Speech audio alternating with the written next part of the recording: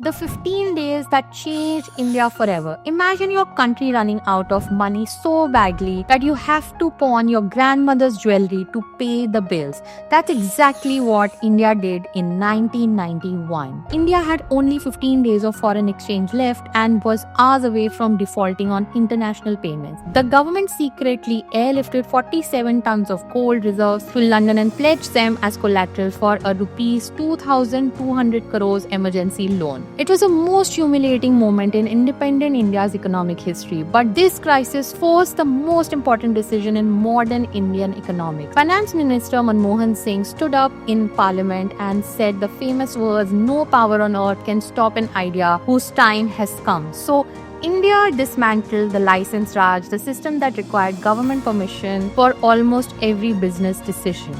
Import duties were slashed, foreign investments were welcomed, and the rupee was devalued. But here's the crazy part. These reforms that saved India were actually written years earlier by economists who were completely ignored. The same policies the politicians called selling India to foreigners suddenly became the National Salvation Plan. Within 3 years, India's foreign exchange reserves jumped from 15 days to 6 months. The economy that was borrowing against its gold in 1991 became the world's fastest growing major economy by 2000. Sometimes the worst crisis forced the best decisions. India had to mortgage its pride to discover its potential.